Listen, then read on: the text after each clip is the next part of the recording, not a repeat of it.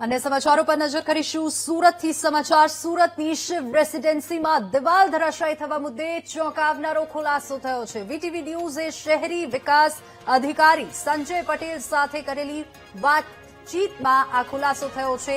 શહેરી વિકાસ અધિકારીએ જ બાંધકામની પરવાનગી આપી હોવાનો ખુલાસો થયો છે। બિલ્ડરને બાંધકામ માટે રજા ચિઠ્ઠી શહેરી વિકાસ અધિકારીએ જ આપી હતી।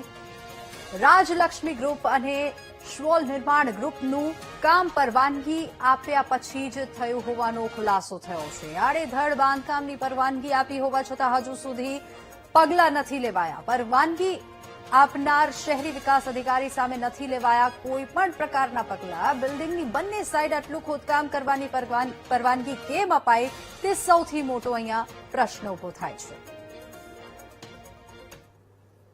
સુરતના ભીમરાડ ખાતે શિવ રેસીડેન્સીની દિવાલ જે ધરાશાયી થઈ ત્યારબાદ એક પછી એક ચોંકાવનારી બાબતો સામે આવી રહી છે। શિવ રેસીડેન્સી જાણે ટાપુમાં ફેરવાઈ હોય તે પ્રકારે જોવા મળ્યું। એક તરફ બે તરફ જે છે તે બાંધકામની સાઈડના પ્રોજેક્ટો ચાલી રહ્યા હતા અને એને પરમિશન શહેરી વિકાસ ખાતા તરફથી મળી હોવાનું સામે આવ્યું છે। ત્યારે એ અધિકારી આપણી સાથે જોડાયા છે સંજયભાઈ પટેલ।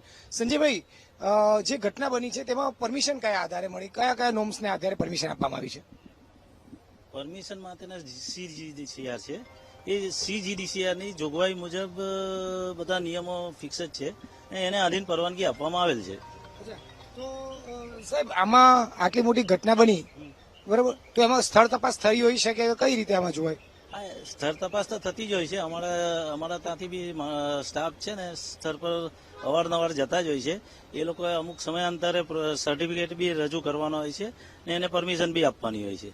તો પછી આ 40 ફૂટ ઊંડો ખાડો ખોદવાથી જ આટલું પાણી નીકળી ગયું, તે ધ્યાન ના આવ્યું? એમાં મંજૂર પ્લાન મુજબ જ 3 બેઝમેન્ટ મંજૂર થયેલા છે, એનું લેવલ પ્રમાણે જ એ રીતે ખોદકામ થયેલું છે। આપને ખ્યાલ નહોતો કે આમાં તો થોડુંક પાણી, સ્થાનિક લોકોને ખબર છે કે 20-30 ફૂટમાં જ પાણી નીકળી આવે છે, તો 40 ફૂટની પરમિશન કઈ રીતે મળી? પરમિશન તો નિયમ મુજબ જ આપેલી છે। સ્થળ સ્થિતિ પ્રમાણે જે કઈ પાણીનું વોટર લેવલની જે વાત હોય તો સ્થળ પર કામ કરે પછી જ આઈડિયા આવે। એક સાથે બબ્બે જગ્યાએ ખોદકામ, આ વચ્ચે શિવ રેસીડેન્સી, તો આ મેનેજમેન્ટ પણ ધ્યાન ના આપ્યું? કઈ રીતે આમ બાજુ પણ ખોદાય છે, આમ બાજુ પણ ખોદાય છે, વચ્ચે જમીન ધસવાની કેટલી શક્યતા? બાજુના પેલી જે આ શિવ રેસીડેન્સીની અધર સાઈડ છે તે બી પરમિશન આપેલી જ છે, પણ એમાં હજુ ખોદકામ પૂરેપૂરું થયું નથી, હજુ જસ્ટ સ્ટાર્ટ કર્યું છે।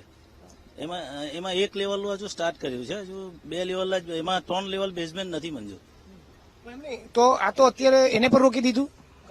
હાલ તો અમે એમને બંધ કરાવી દીધું છે। આ બંને જે બંને ગ્રુપ છે એ કોણ છે અને એમને રજા ચિઠ્ઠી કોના માધ્યમથી મળી? કોણ આપે રજા ચિઠ્ઠી? તમે આપી, કોણે આપી? અત્યારે રજા ચિઠ્ઠી સુરત મહાનગરપાલિકાના શહેરી વિકાસ અધિકારી સહી કરે છે।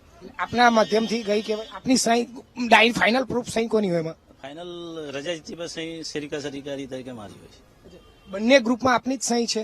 બંનેમાં મારી સહી છે। બંને જગ્યાએ આ રીતની જયારે ઘટના બની છે તો સ્થળ તપાસ થઈ શકે? રજા ચિઠ્ઠી આપતા પહેલા કોઈ સ્થળ તપાસ થઈ હોય છે કે નથી કરાતી હોતી?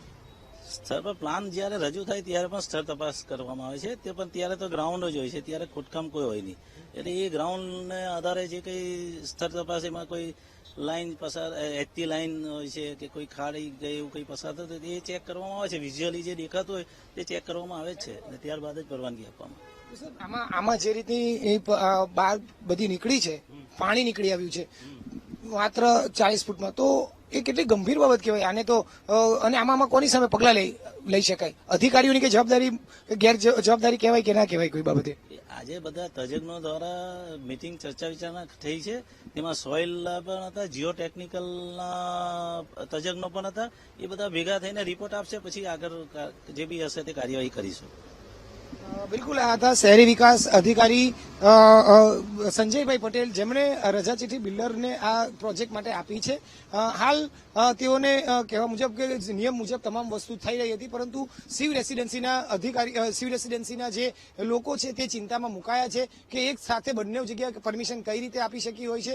એક બાજુ ખાઈ, એક બાજુ કુવા જેવી સ્થિતિમાં તેઓ મુકાઈ ચૂક્યા હતા અને જાણે તેઓ ટાપુમાં રહેતા હોય તે પ્રકારની સ્થિતિમાં મુકાયા હતા। 40 ફૂટ ઊંડો ખાડા ખોદવાની સાથે જ પાણી બહાર આવતું થઈ જાય છે, છતાં એમને આ બંને બિલ્ડર ગ્રુપને પરમિશન મળી છે, ત્યારે કયા નોર્મ્સના આધારે, કયા અધિકારીના આધારે, કયા સત્તાના આધારે પરમિશન આપી છે, તે એક સવાલ હાલ ઉપસ્થિત થયો હતો. તેને લઈને હાલ અધિકારી ખુદ ખુલાસો કર્યો છે. આવનારા દિવસમાં રિપોર્ટ આવશે, ત્યારબાદ વધુ કાર્યવાહી પણ થઈ શકે તેમ છે.